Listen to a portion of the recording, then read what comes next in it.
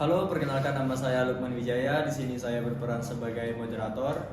Saya Dwi Ramasari sebagai pemerintah. Saya Desiani Siregar, saya sebagai investor. Saya Siva Mahira sebagai investor. Saya Dewi Yogi Kurnia Septiani sebagai masyarakat. Saya Gilang Ramadan sebagai tokoh masyarakat. Baik, jadi kami di sini ingin membuat video roleplay mengenai perencanaan agrowisata berkelanjutan. Selamat menyaksikan. Baik, selamat pagi Bapak dan Ibu sekalian. Selamat pagi. Terima kasih saya ucapkan karena telah menyempatkan dirinya untuk hadir di dalam diskusi kita pada pagi hari ini. Tentunya diskusi kita pada pagi hari ini guna membahas mengenai agrowisata berkelanjutan. Dan di sini saya sebagai moderator yang berfungsi sebagai penuntun diskusi kita pada pagi hari ini. Dan saya berharap diskusi kita ini bisa berjalan dengan lancar dan bisa mencapai tujuan apa yang kita inginkan.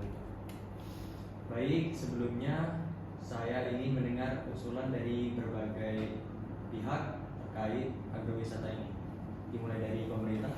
Kami dari pemerintah melihat potensi sumber daya di wilayah ini sangat besar dengan mengembangkan agrowisata. Kita bisa meningkatkan pendapatan daerah, membuka lapangan pekerjaan, sekaligus mempromosikan budaya lokal di daerah ini. Namun, pemerintah menekankan bahwa lahan pertanian produktif tidak boleh hilang. Agrowisata tetap harus berbasis sustainability. Saya cukup setuju dengan usulan tersebut, namun saya takut akan ada lunturnya kebudayaan dan lahan kami akan dijadikan hotel-hotel atau bangunan komersial lainnya dan membuat lunturnya budaya kami. Betul, kami juga ingin anak-anak muda ikut terlibat. Jangan sampai mereka hanya jadi tontonan. Agrowisata lebih berkembang, tetapi harus memberi peluang usaha dan pekerjaan untuk masyarakat lokal.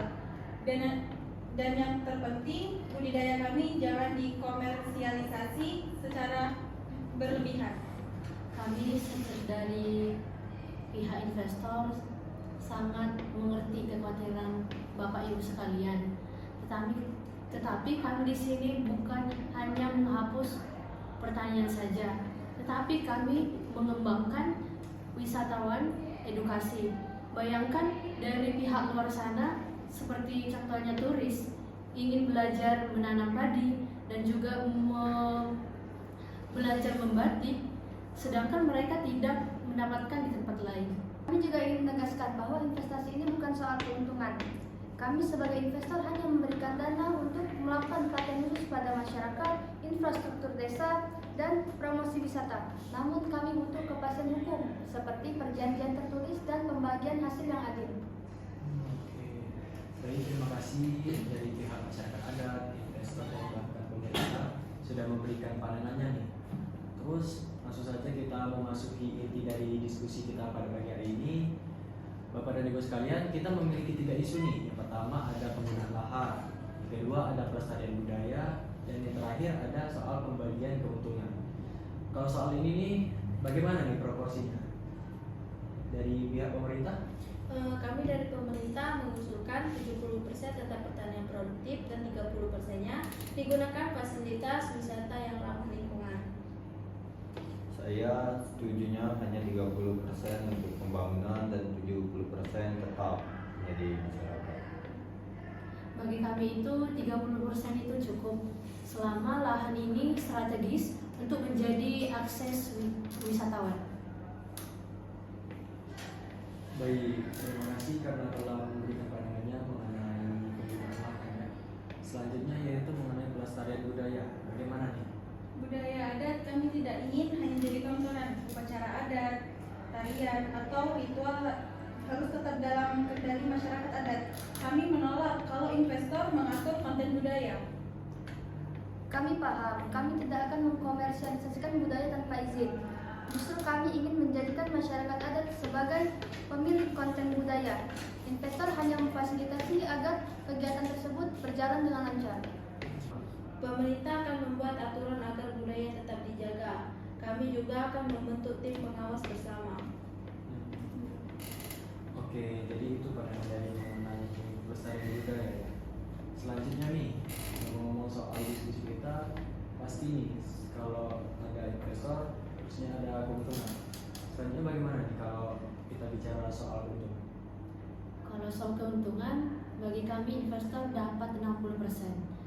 Sedangkan masyarakat itu mendapat 25% dan sisanya 15% itu untuk pemerintah. Kami mengambil bagian yang terbesar karena kami menanggung biaya yang sangat besar untuk akses pembangunan ini.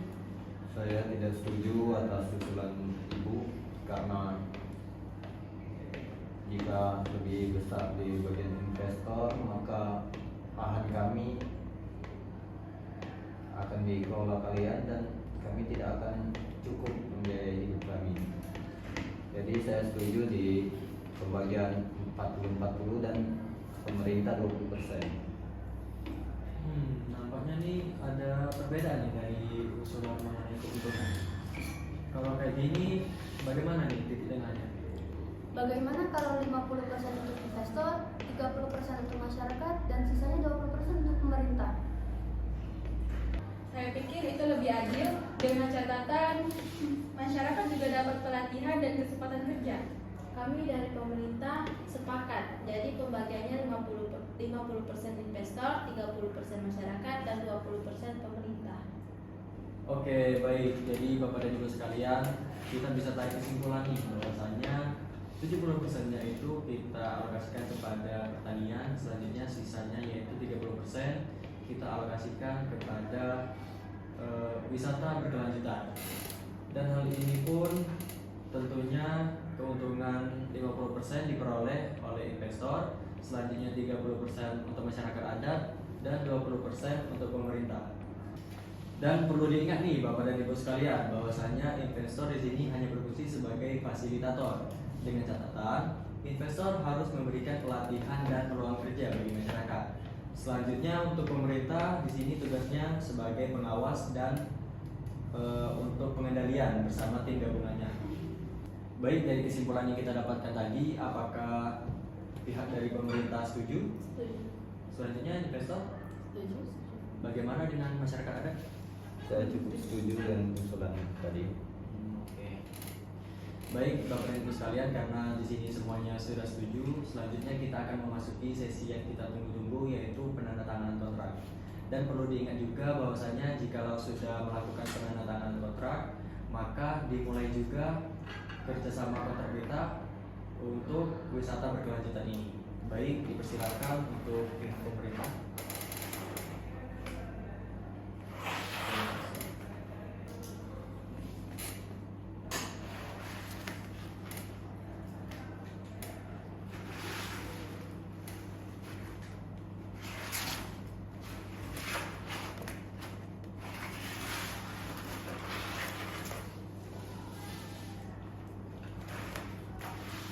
Baik Bapak dan Ibu sekalian, terima kasih karena telah melakukan penandatanganan kontrak. Semoga perjalanan kontrak kita ini berjalan dengan lancar dan sesuai apa yang kita harapkan. Dan terima kasih karena telah menyempatkan dirinya untuk hadir di dalam diskusi kita pada pagi hari ini. Sebelumnya mari kita tutup dan saya ucapkan terima kasih. Terima kasih. Baik, itu tadi adalah video roleplay mengenai kerjasama kontrak wisata berkelanjutan dari kami. Kami ucapkan terima kasih. Bye.